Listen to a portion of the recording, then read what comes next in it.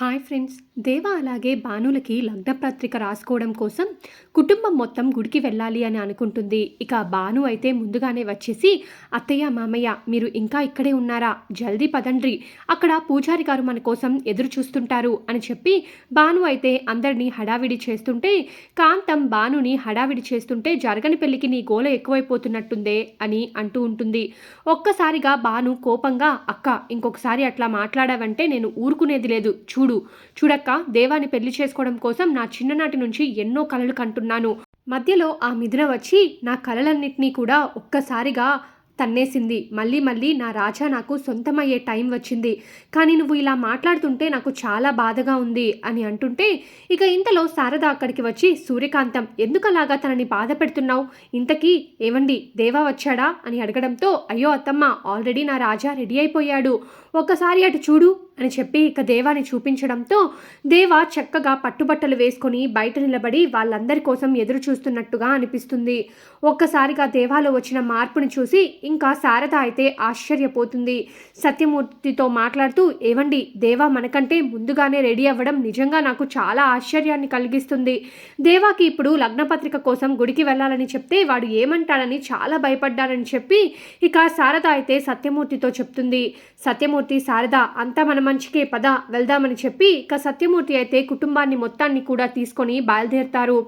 ఇక ప్రమోదిని అయితే ఆనంద్తో, ఏవండి ఇప్పుడు లగ్నపత్రిక రాసేస్తే ఇక దేవాకి భానుకి నిజంగానే పెళ్లి జరిగిపోతే తర్వాత ఇక మిథునకి దేవా శాశ్వతంగా దూరం అయిపోతాడు, ఇక్కడ ఏం జరుగుతుందో నాకు అర్థం కావటం లేదు అని చెప్పి ప్రమోదిని అయితే ఆనంద్తో మాట్లాడుతూ ఉంటుంది. ఆనంద్, చూడు ప్రమోది, తను ఎప్పుడు ఆ దేవుణ్ణే నమ్ముతుంది కదా, నిజంగా ఆ దేవుడు తన అందుంటే ఈ జరిగే పెళ్లి కూడా ఆగిపోతుందేమో, అక్కడ నిజంగానే దేవాకి ఇక మిథునకి రాసి పెట్టి ఉంటే ఎన్ని అడ్డంకులు వచ్చినా వాళ్ళిద్దరూ కలుస్తారేమో, నువ్వు దాని గురించి ఆలోచించి నీ మనసు పాడు చేసుకోకు, పద వెళ్దామని చెప్పి ఇక ఆనంద్ అయితే ప్రమోద్ని తీసుకొని గుడికైతే బయలుదేరుతారు. ఇక ఇది ఇలా ఉండగా అక్కడ రిషి అయితే చక్కగా రెడీ అయ్యి హాల్లోకి వచ్చి, అత్తయ్య మామయ్య అందరూ రండి అని చెప్పి అంటూ ఉంటాడు. అందరూ కూడా హాల్లోకి వస్తాడు. త్రిపుర అయితే చాలా కోపంగా, ఏంటయ్యా నీ హడావిడి, కాస్త రెడీ అయ్యే వరకు కూడా ఆగలేవా, ఆయన ఉన్న ఫలంగా ఈ నిశ్చితార్థం ఏంటో అని చెప్పి ఇక త్రిపుర మాట్లాడుతూ ఉంటే, ఆ మాటలకి హరివర్ధన్, త్రిపుర ఏంటా మాటలు, నీకు ఇంతకుముందే చెప్పాను కదా మిథునకి ఇలాంటి ఆర్భాటాలు ఏమీ ఇష్టం ఉండదని, అందుకే నిశ్చితార్థాన్ని సింపుల్గా గుడిలో అరేంజ్ చేశాను అని అంటాడు. ఇక త్రిపుర అయితే, నాకు తెలుసులే మిథునకి మీరు గుడిలో ఎందుకు ఉన్న ఫలంగా ఈ నిశ్చితార్థాన్ని ఏర్పాటు చేశారో అని చెప్పి ఇక త్రిపుర మాట్లాడుతూ ఉంటే, ఒక్కసారిగా రిషి, అక్క ఎందుకక్క అలా అంటావు అని చెప్పి రిషి అయితే త్రిపురని అడుగుతూ ఉంటాడు. లలిత అలాగే హరివర్ధన్, చూడు రిషి, త్రిపుర మాటలు అలాగే ఉంటాయి, నువ్వేమీ పట్టించుకోవద్దు సరేనా, ఇంతకీ మీ అమ్మ బయలుదేరిందా అని అంటే, అంకుల్ మనం చెప్పిన ముహూర్తం టైం కల్లా అమ్మ అక్కడే ఉంటుంది అని రిషి అయితే అంటాడు. ఇక లోపల మిథున అయితే కుందనపు బొమ్మలా నడుచుకుంటూ వస్తుంది. ఒక్కసారిగా మిథునని అలా చూసేసరికి రిషి తల కూడా తిప్పడు, రెప్ప వేయకుండా మిథునని అలాగే చూస్తూ, వావ్ బ్యూటిఫుల్, నేను చూసి నువ్వు కట్టుకున్న చీర కూడా నీ మీద ఈర్ష్య పడుతుందేమో, అంత అందంగా ఉన్నావు అని చెప్పి ఇక రిషి అయితే మిథునని పొగుడుతూ ఉంటాడు.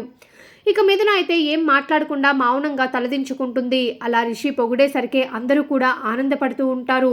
త్రిపుర మాత్రం కోపంతో రగిలిపోతూ ఉంటుంది. సరే ఇక బయలుదేరదామా, లేకపోతే అక్క మీరు ఇక్కడే పొగుడుతూ కూర్చొని టైం అంతా వేస్ట్ చేస్తారా అని చెప్పి అలంకృతి అయితే రిషిని అడగడంతో, రిషి ఇక తడబడుతూ బయలుదేరదామని చెప్పి ఇక అక్కడ నుంచి అందరూ కూడా గుడికి బయలుదేరుతారు.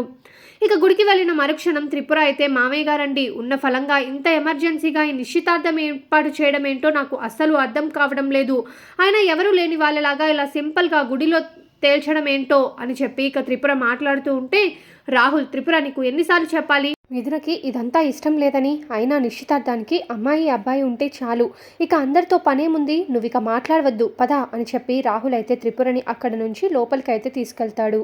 ఇక అక్కడ చూస్తే హర్షవర్ధన్, రిషి అమ్మ వాళ్ళు ఎప్పుడు వస్తారు, కాల్ చేసావా అని అడగడంతో, మామయ్య ఇంకో 2 గంటల్లో అమ్మ ఇక్కడ ఉంటుంది, ఈలోపు మనం చేయాల్సిన ఏర్పాట్లన్నీ చేద్దాం అని చెప్పి ఇక రిషి అయితే హరివర్ధన్తో మాట్లాడుతూ ఉంటాడు. ఇక ఇంతలో రిషికి దేవా గుర్తొస్తాడు.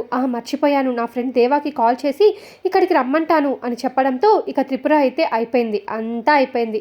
ఈ నిశ్చితార్థం ఏ గొడవ లేకుండా జరుగుతుంది అనుకున్నాను, కానీ ఇక ఈ నిశ్చితార్థం జరిగేలా లేదని అర్థమైపోయింది అని అంటుంటే ఒక్కసారిగా ఇక రిషి అయితే అక్క ఏంటి అలా మాట్లాడుతున్నారు, దేవాని నిశ్చితార్థానికి పిలిస్తే నిశ్చితార్థం ఆగిపోతుందా, అసలు మీరు ఏం మాట్లాడుతున్నారు అని అంటుంటే ఇక హరివర్ధన్ త్రిపుర అని గట్టిగా అరవడంతో ఇక త్రిపుర సైలెంట్ అయిపోతుంది. ఇక హరివర్ధన్ అయితే చూడు రిషి, ఆ దేవాని ఫ్రెండ్ అవ్వచ్చు, కానీ తను నిజానికి ఒక వీధి రౌడీ అంట, తన వల్ల గుడిలో ఏమన్నా గొడవలు జరుగుతాయేమోనని త్రిపుర ఆలోచించి అలా మాట్లాడింది అంతే, అదేం లేదు, సరే వెళ్దాం పదా అని అంటుంటే అయ్యయ్యో అంకుల్ అలా మాట్లాడతారేంటి, నా ఫ్రెండ్ నాన్న ఇచ్చిన దాన్ని ఎందుకు ఆపుతారు, నిశ్చితార్థాన్ని ఎందుకు ఆపుతాడు, ఇప్పుడే నా ఫ్రెండ్కి కాల్ చేస్తాను అని చెప్పి తన పాకెట్లో నుంచి ఫోన్ని బయటికి తీస్తూ ఫోన్ని మర్చిపోయానని చెప్పి ఇక రిషి అయితే మిథున నా ఫోన్ మర్చిపోయినట్టున్నాను, ఒక్కసారి నీ ఫోన్ ఇవ్వు అని చెప్పి తన ఫోన్ని తీసుకుని దేవా నెంబర్ అయితే డయల్ చేస్తాడు. ఒక్కసారిగా దేవా నెంబర్ మీద నా ఫోన్లో మొగుడు అని వస్తుంది. ఇక అది చూసిన రిషి ఇదేంటి దేవా నెంబర్ నీ ఫోన్లో మొగుడు అని వస్తుంది అని అడగడంతో ఒక్కసారిగా ఇక అందరూ కూడా చాలా ఆశ్చర్యపోతూ చూస్తారు. ఇక మిథున అయితే అది అది అని తడబడుతూ ఉంటే ఇక ఇంతలో పక్కనే ఉన్న అలంకృతి అయితే బావా మీరు మర్చిపోయినట్టున్నారు, మీరు అదే నెంబర్ నుంచి ఇండియా దిగాక అక్కకి కాల్ చేశారు, మరి ఆ నెంబర్ మీద ఉంటుందని అనుకుంటాం కదా, అందుకే ఆ నెంబర్కి అక్క ఫోన్లో మొగుడ్స్ అని సేవ్ చేశాను, కానీ అది మీది కాదు మీ ఫ్రెండ్దని ఇప్పుడు మీరు డయల్ చేస్తేనే అర్థమవుతుంది అని చెప్పి కళాంకృతి అయితే కవర్ చేస్తుంది. ఇక రిషి అయితే ఓ అవునా సారీ మిథున, నేను ఇండియా వచ్చిన తర్వాత నా ఫోన్లో నుంచి నీకు కాల్ చేయాలనుకున్నాను, కానీ నా ఫోన్లో బ్యాటరీ స్విచ్ ఆఫ్ అయిపోయింది, అందుకే నా ఫ్రెండ్ మొబైల్లో నుంచి నీకు కాల్ చేశాను అని చెప్పి ఇక రిషి అయితే మిథునతో చెప్తూ ఉంటే డయల్ చేయబోతూ ఉంటాడు. అదే టైంలో గుడి చుట్టూ ప్రదక్షిణ చేస్తూ వస్తున్న భాను అలాగే దేవాని చూస్తాడు. అదిగో దేవా హాయ్రా దేవా అని పలకరించడంతో ఒక్కసారిగా దేవా తలెత్తి చూస్తాడు. ఇక భాను కూడా రిషిని చూసి షాక్ అవుతుంది. ఇక భాను దేవాని చూసి రాజా ఇతను నీకు ముందే తెలుసా అని చెప్పి ఇక భాను అడుగుతూ ఉంటే పక్కన ఉన్న రిషి అయితే రే దేవా ఏంట్రా ఈ అమ్మాయిని తీసుకొని గుడి చుట్టూ ప్రదక్షిణ చేస్తున్నావు అని అడుగుతాడు.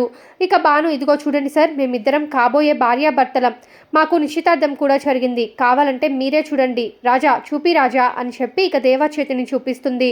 ఇంకా అలాగే ఈరోజు మా పెళ్లికి ముహూర్తాలు పెట్టుకోవడానికి లగ్న పత్రికలు రాయించుకోవడానికి వచ్చాం, అయినా ఇక్కడ మీరేంటి సార్ అని అడగడంతో ఓ అవునా నీకు పెళ్లి కుదిరిందని ఒక మాట కూడా నాకు చెప్పలేదేంటిరా, కంగ్రాచులేషన్స్, ఈరోజు నాది మిథునది ఇక్కడ నిశ్చితార్థం అని చెప్పడంతో ఒక్కసారిగా దేవా షాక్ అయిపోతాడు.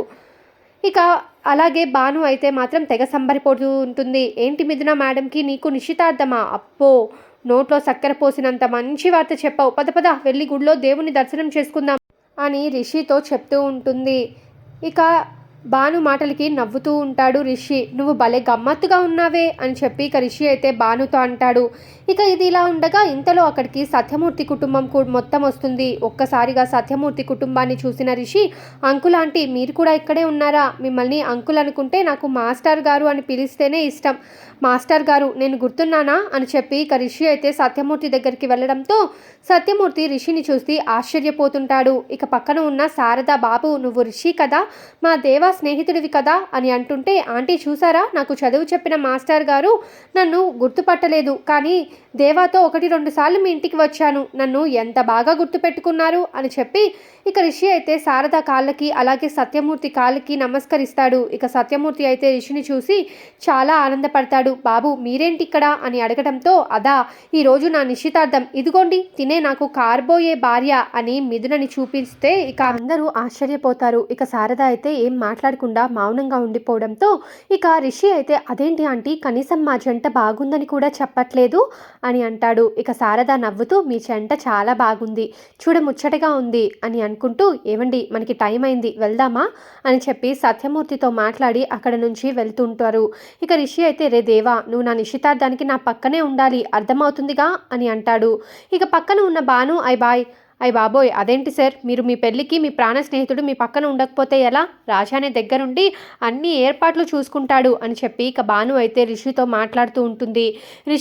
రిషి భాను మాటలకి రే నీకు నీ భార్యగా వచ్చిన అమ్మాయి చాలా విచిత్రంగా గమ్మత్తుగా ఉంది, అసలు మొదట్లో తనతో నాకు ఫైట్ జరిగింది, కానీ తను మిథునని నన్ను చూసేసరికి ఒక్కసారిగా తను ట్రాకే మార్చేసింది, అసలు ఈ అమ్మాయి ఏంటో నాకు అస్సలు అర్థం కావడం లేదు, కాస్త జాగ్రత్త రోయ్ అని చెప్పి ఇక రిషి అయితే దేవా చెవిలో చెప్తాడు.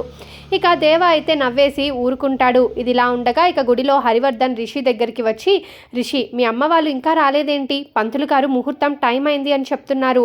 ఇక రిషి సారీ అంకుల్, అమ్మ వచ్చే ఫ్లైట్ డిలే అనుకుంటా, ఇంకో 2 అవర్స్ వరకు ఇండియా రాదని చెప్పారు అని చెప్పడంతో ఇక హరివర్ధన్ అయితే షాక్ అయిపోతాడు. రిషి అంకుల్ ఏం పర్వాలేదు, ఇక్కడ నా ఫ్రెండ్ వాళ్ళ ఫ్యామిలీ అంతా వచ్చారు, మా అమ్మ నాన్న ప్లేస్లో వాళ్ళే కూర్చుంటారు, వాళ్ళతో ఇప్పుడే మాట్లాడి తీసుకువస్తాను అని చెప్పి రిషి అయితే అక్కడ నుంచి వెళ్ళి సత్యమూర్తి కుటుంబాన్ని తీసుకువస్తాడు.